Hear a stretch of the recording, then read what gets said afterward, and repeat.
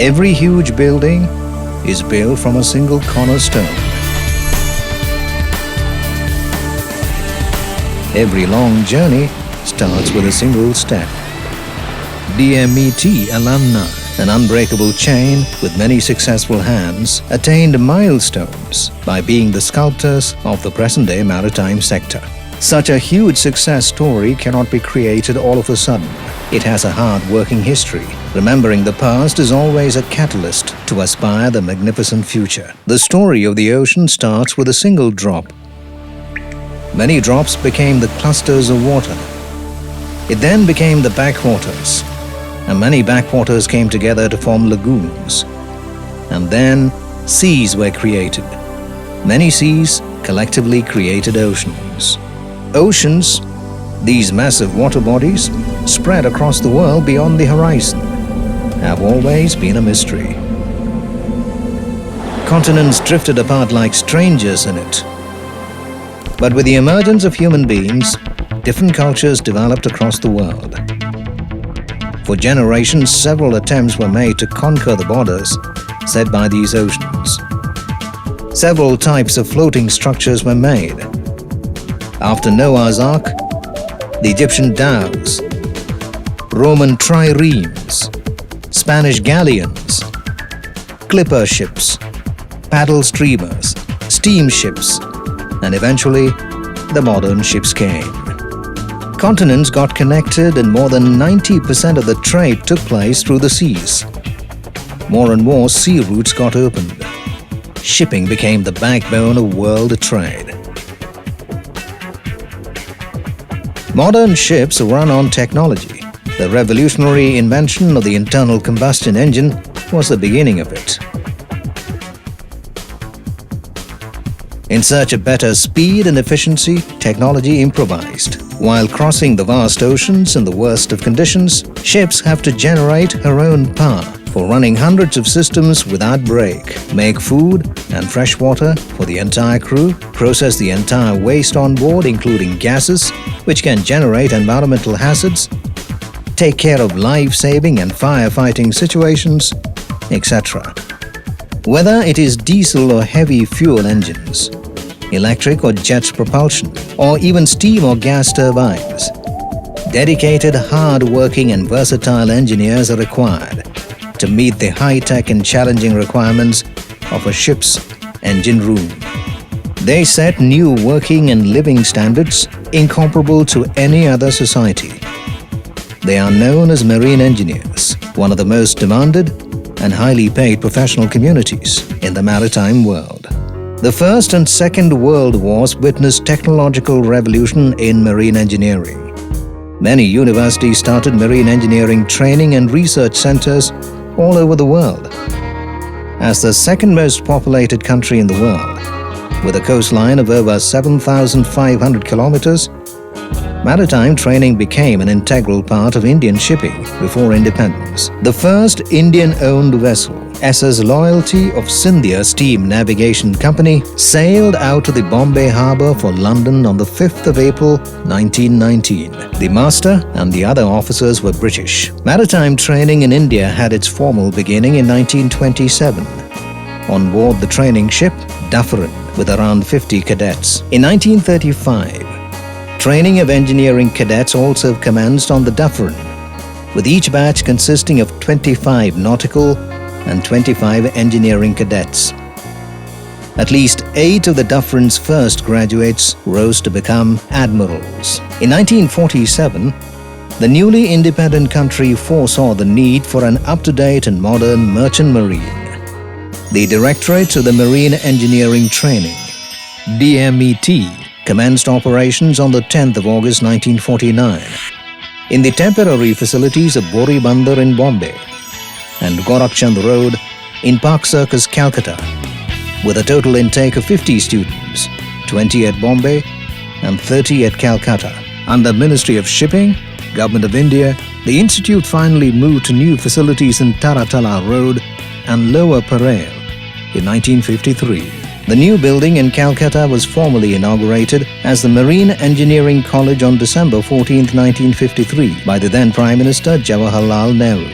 Students had to undergo training at the marine workshops during the day and attend classes at night for the first 3 years of the program. The 4th year was devoted fully to classroom instruction at Calcutta. In August 1958, the intake was increased to 60 students and to 100 in the subsequent year. In 1962, an All India entrance examination was introduced to streamline the standard of the incoming class. The successful incorporation of changes in course curriculum led to the recognition of the graduation certificate of the 4-year course at DMET as being equivalent to a first-class degree in marine engineering by the Government of India. The Institution of Engineers India also started recognizing DMET graduates as graduate engineers, with a right to be called a chartered engineer. The Directorate of Marine Engineering Training, DMET, is now known as the Marine Engineering and Research Institute, MERI. It was renamed in 1994. On the 6th of June 2002, the Government of India formed Indian Institute of Maritime Studies, IIMS, and placed the 4 government-owned maritime institutes, LBS Kamsa, Mumbai, TS Chanakya, Navi Mumbai, MERI Calcutta, and MERI Mumbai under the domain of IIMS Mumbai. On the 14th of November 2008, the Government of India formed Indian Maritime University. Under the Indian Maritime University Act 2008, MERI offers a 4-year bachelor's degree program in marine engineering, for which admissions are made through the highly prestigious Joint Entrance Examination, IIT JEE, conducted by IITs to select the best 280 out of the country. There are 120 seats available in TS Chanakya, Navi Mumbai, 208 in MERI Calcutta, and 40 in MERI Mumbai. Out of these, 10 seats are reserved for foreign nationals. The institute has been headed by some of India's most respected marine engineers. All of them hold the extra first-class engineer's qualification, which is the highest qualification that marine engineers can aspire to. The 33-acre MERI campus at New Alipore, Calcutta, is a fully residential institute with hostel facilities for 600 cadets, both men and women. The standard of paramilitary type of discipline is maintained in this institution. The ISO 9001 certified MERI has a large workshop with adequate machinery, equipment, and steam and diesel power plants with state-of-the-art laboratories. These include mechanical, hydraulic, heat, electronic, electrical, control, boiler, computer, MARPOL, firefighting, simulation and seamanship laboratories for training and to meet IMO and AICTE requirements. In addition, students also visit marine workshops for on-job training. The institute has a large full-fledged technical library and is well stocked with books, journals, videos, periodicals, etc. With this kind of rigorous and professional training, it's not a wonder that students of DMET develop a reputation for being the world's finest marine engineers.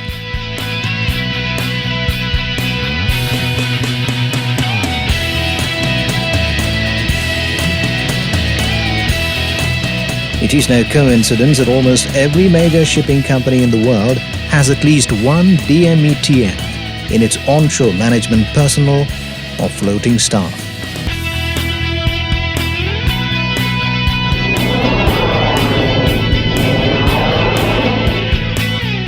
Many of the world's largest vessels are manned by these Indian marine engineers.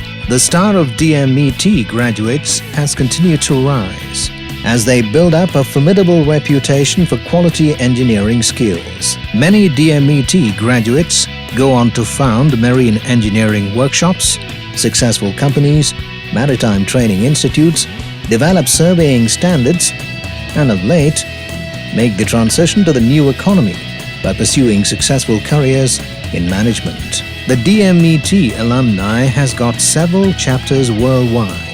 The students, apart from shipping, are also well established in avenues such as administrative services, management, entrepreneurship, etc. As a close-knit community, they communicate, meet and share their feelings like a family. The family gatherings, picnics and sports meets become regular meeting places. Today, DMET embodies discipline, dedication and integrity of the highest order in the maritime field, with around 6,000 floating ambassadors of the country sailing all over the globe. The active website, www.22knots.com, works as a daily link of DMETians as an informative online portal.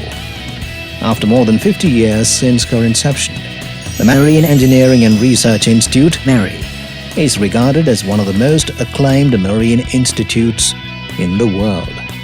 This prestigious institute is all set to celebrate its 60th year. The Diamond Jubilee Year celebrations of the MARI is ongoing, and the closing ceremony was held on the 14th of December 2009, which was a global grand gathering of DMETians and celebrity delegates. Ex-cadets and well-wishers have decided to celebrate the Diamond Jubilee Year of DMET MARI to promote the institution further in the service of the nation and of the world at large. India and its shipping industry is growing day by day. As the best human resource provider, every mariner of this country contributes to a lot towards it. A perfect DMETian is defined as dynamic, mentor, enthusiastic and tactful, with a tough interior and soft exterior. DMETians can be found everywhere. Shipping companies, shipbuilding yards around the world, classification societies, Indian, UK, Australian, Singaporean maritime administrations, Fortune 500 companies, corporate giants, maritime education, maritime consultancy, banking and finance sector, including the World Bank, IT consultancy, etc., to name a few. It won't be an exaggeration to say that DMETians are up there, rubbing shoulders with IIT. No doubt, the entire maritime community is proud of DMET alumni. The prayers are up, and DMET has got showers of blessings to continue its journey with thousands of hard steps.